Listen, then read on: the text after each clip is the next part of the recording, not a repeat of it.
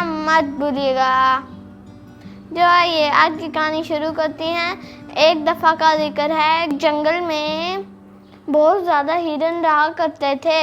वो सारे हिरन एक दूसरे के साथ बहुत बातें किया करते थे। उनमें शांति नामी हिरन बहुत खामोश रहता था, सब उसका मजाक उड़ाया करते थे। एक दिन वो खामोश खड़ा था, उस हिरन का सरदार उससे कहता है कि अरे ओ शांति, तुम इतने शांत क्यों रहते हो? हम हिरनों का तो काम ही होता है बोलना।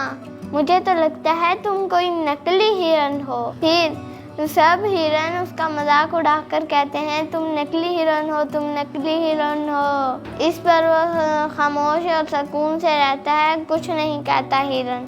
फिर अगले दिन सरदार की बीवी का हाथ चोरी हो जाता है।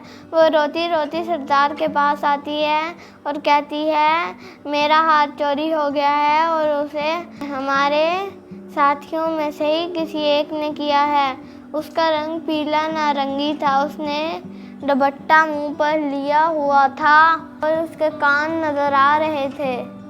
हिरनों का सरदार सारे हिरनों को बुलाता है और उनसे कहता है मेरी बीवी का हाथ चोरी हुआ है, इसने बताया कि आप में से ही किसी का काम है। सरदार बोलता है कि उसका रंग पीला नारंगी था, उसने अपना मुंह कपड़े से ढका हुआ था लेकिन कान नजर आ रहे थे। और सभी हिरन पता लगाने के लिए उससे सवाल करने लगते हैं। सभी हिरन की नज़र शांति और क्रांति पर होती है, क्योंकि उन दोनों के अलावा सभी हिरनों में किसी का भी रंग पीला नारंगी नहीं था।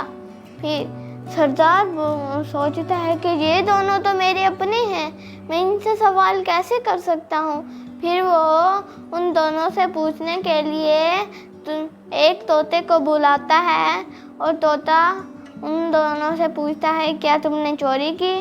फिर क्रांति हिरन जोर से बोलता है मैं उस दिन बहुत थक गई थी, इसलिए मैं खाना खाकर घर सो गई थी। शांति हिरन ऐसा से बोलती है कि मैं उस दिन सो रही थी। फिर तोता उनसे पूछता है और कहता है तुम दोनों क्या सफाई दे सकते हो? क्रांति हिरन जोर से फिर बोलती है और कहती है मैं उस दिन थक गई थी और सो रही थी, ये तो शांति हिरन नहीं किया होगा, इसलिए तो वो चुप खड़ी है। फिर शांति हिरन ऐसा से बोलती है, कहती है मैंने चोरी नहीं की। फिर तोता मुस्कुरा कर बोलता है, कहता है चोर का पता लग गया। सरदार को कहता है कि चोरी क्रांति ने की है। सरदार हैरान होकर पूछता है कि तुम इतने यकीन से कैसे कह सकते हो? फिर तोता बताता है कि क्रांति हिरन ने ही चोरी की है, क्योंकि ये ज़ोर ज़ोर से बोलकर अपना जुर्म छिपाने में लगी हुई थी और शांति हिरन जो जानती थी कि वो सच बोल रही है, इसलिए वो सुकून में थी।